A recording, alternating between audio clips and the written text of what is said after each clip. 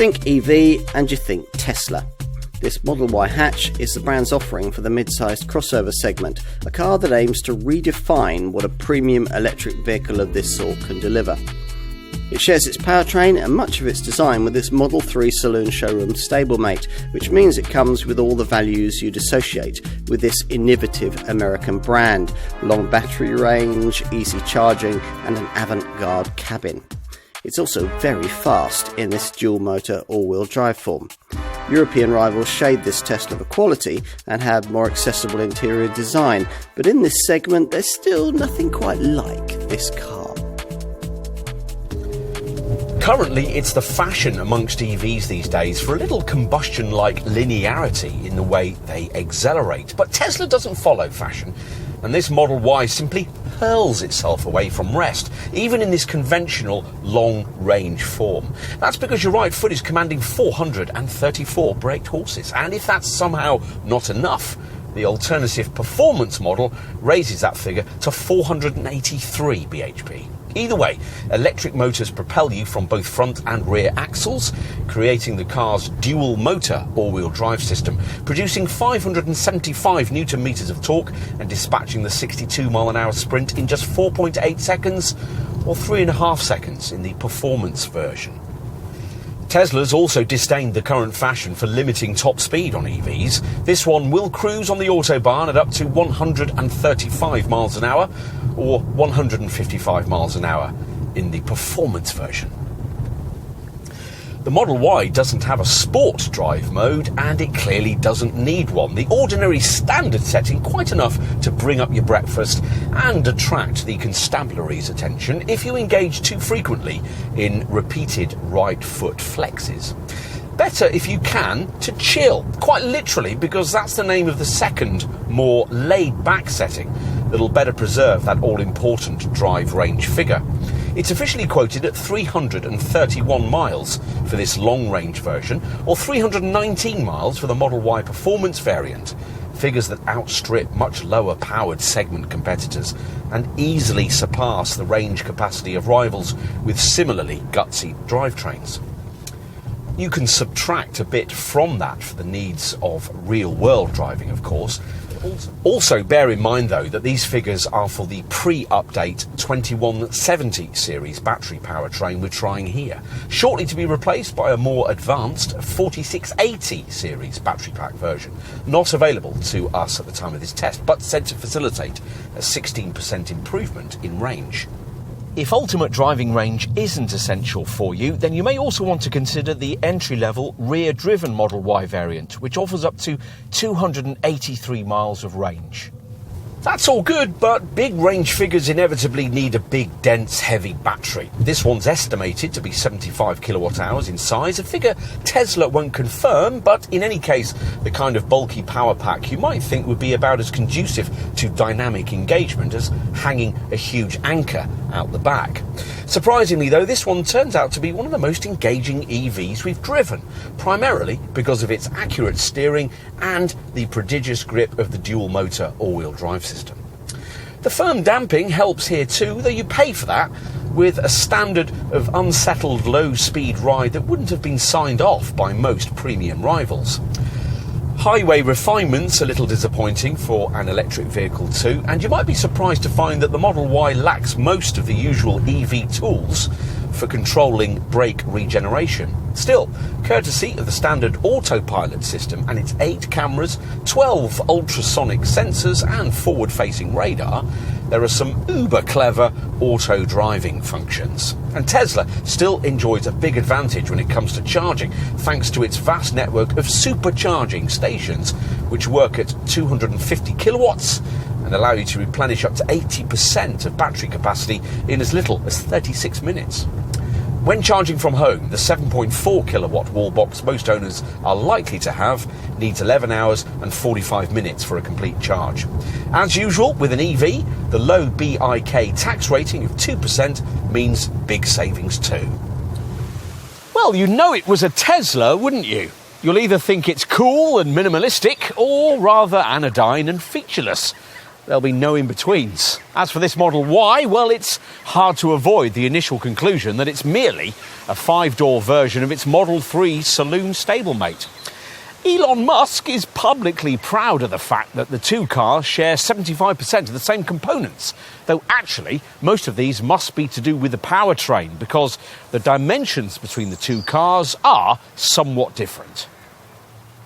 Predictably, for a car that wants to have something of a crossover vibe, the main difference is height. This Y is a considerable 181mm taller than a 3, and only 27mm of that is from increased ride height, up to 167mm. The two cars are much closer on length, a little surprisingly given that this Model Y needs to be large enough to accommodate a third seating row in some markets. It's 50mm longer than a Model 3, which makes it about the same length as something like a BMW iX3. This Tesla's fish-like silhouette might not be particularly striking, but there's the draw of a standard panoramic roof and, thanks to neat details like the flush door handles, the shape is notably aerodynamic at 0.23 CD. At the front end, differences between this car and its sedan counterpart are very difficult indeed to spot, though actually this Y is 70mm wider.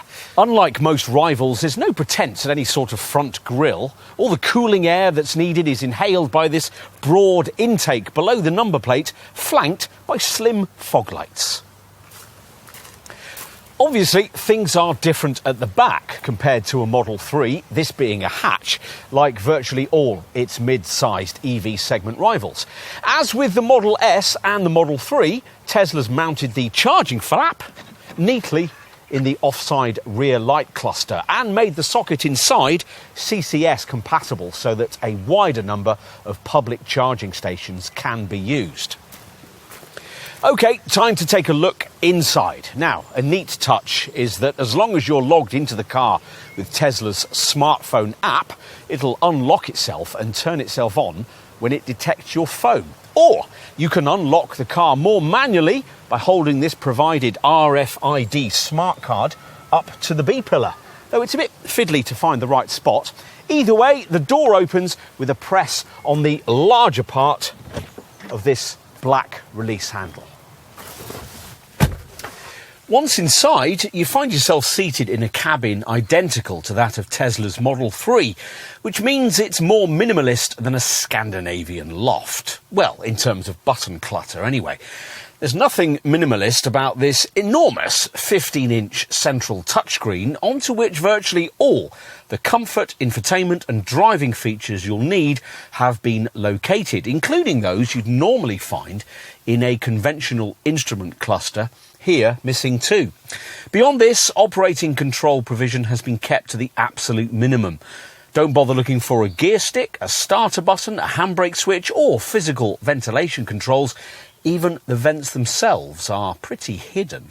Tesla also thought about getting rid of steering wheel stalks, as it has done on the latest Model S, but they're reluctantly retained here, the left one for indicators and the right for gear selection. Otherwise, you're limited to a couple of unmarked scroll wheels on the steering wheel spokes. Beyond this, operating control provision has been kept to the absolute minimum, which is all well and good, but a potential premium segment European buyer of this car is ideally going to want such minimality to be accompanied by the kind of cabin quality and richness of interior design that the posh German brands offer.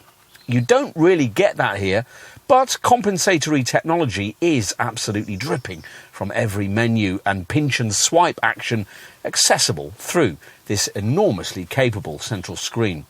There's a superb Google Earth navigation system, all the usual infotainment stuff, and even arcade games. The driving position sits you a little higher than the segment norm, and the lack of central transmission tunnel frees up loads of space for useful extra stowage compartments. Right, time to take a look in the back.